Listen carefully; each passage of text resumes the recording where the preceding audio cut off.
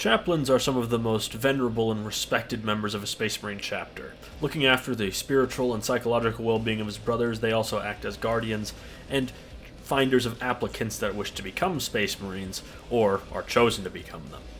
Hello everybody, my name is Spoons Rattling, and today we are covering the Chaplain on Bike, for when a Chaplain needs to scream his prayers and chants at the enemy much faster than usual. So the Chaplain on Bike comes in at 75 points. He has movement 12 inches, toughness 5, a 3+ save, a 4+ invulnerable save, 5 wounds, leadership 5+. For the cost, this stat line is actually quite impressive. He's very fast for also solid toughness. He's a lot tougher than most Space Marine characters, and he's actually quite cheap in comparison.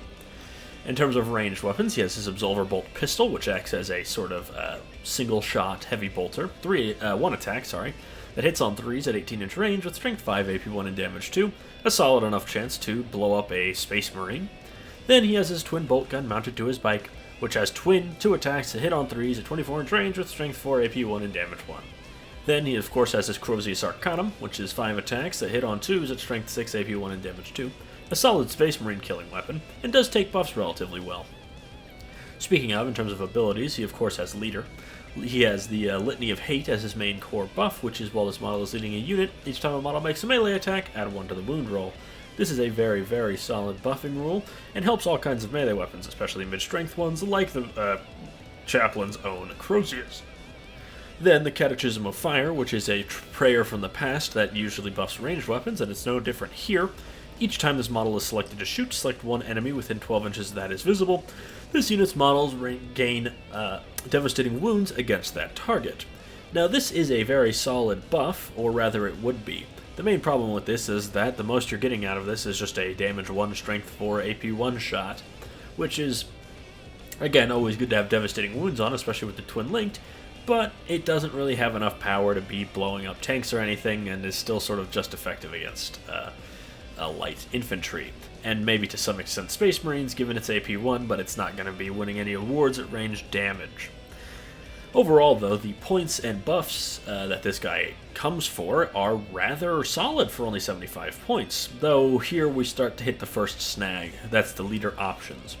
He has 2, as he cannot lead Thunderwolves, which I thought he could, but he cannot.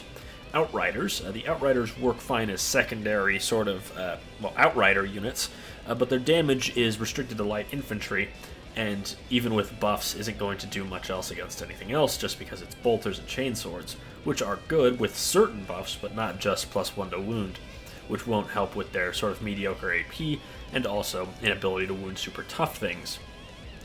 Well, the twin-linked devastating wound combo is fun. It isn't super efficient, because at most you're getting, 14 shots? That's still not that many devastating wounds, unless you start to stack things like sustained hits from Gladius Strike Force. Now the other options seem like they would be a perfect home for him. The Ravenwing Black Knights, while they are a much better option, and I don't think he's bad with them, their devastating wounds doesn't go quite as far on the Plasma Talons as they lack twin linked, making the synergy not quite as well. And the big problem is that against vehicles, which is the thing they need +1 to wound against the most, they're already wounding on 4s, which is sort of makes the +1 to wound moot, though it will help against things like Gravis Marines. Having 3 more Plasma Talons, though, from a command squad and better melee, is a lot better than just having devastating wounds on just a few Plasma Talons. So once again, he's not a bad choice, but is more so outclassed by the command squad, and as I mentioned, he cannot lead Thunderwolves. In terms of detachments, the Gladius is the standard take-all-comers. He isn't actually as good a target for Honor the Chapter, as he already has +1 to wound, so you're only getting the extra AP, which makes that not quite as efficient to use on him. The Anvil Siege Force kind of has the problem of where this guy likes to move, where this is quite a stationary army, and in general, he doesn't have much synergy there, though the Feel No Pain objective enhancement isn't bad. Given his speed, he can grab some far-flung objectives, and having Feel No Pains is not bad. Iron Storm, there's pretty much nothing for him there, but if you want an Outrider unit to be buffed, I guess he's a fine choice, though I would just buy more Outriders instead.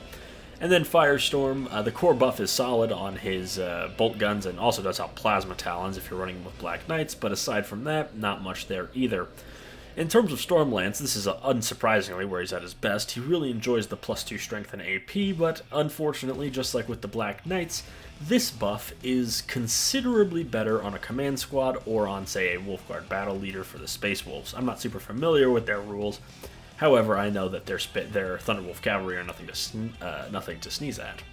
Vanguard is sort of the similar story where there's not too much synergy, though he is a fine target for the Ghostweave Cloak, just because he's fast-moving and relatively tough. That's a good combo to have for a lone operative.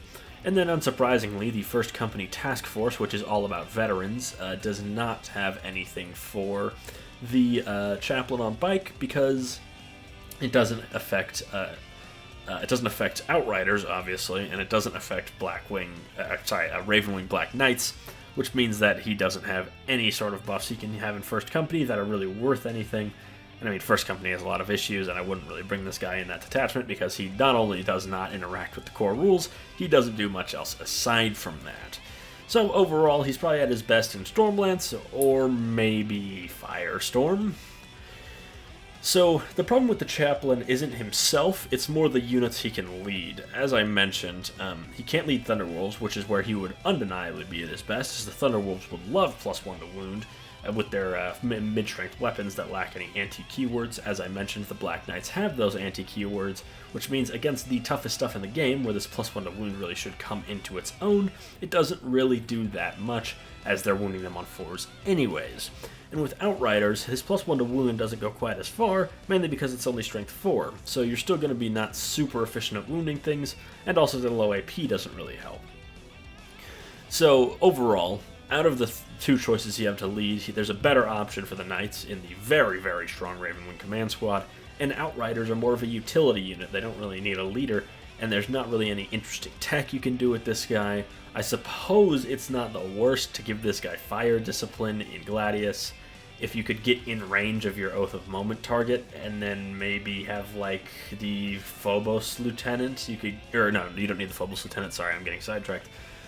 This guy in range for Catechism of Fire, you could probably get a solid amount of mortal wounds through using Fire Discipline, but I would say, again, Fire Discipline's better on Ravenwing Black Knights with a command squad, and overall, still, it's just not a great combo.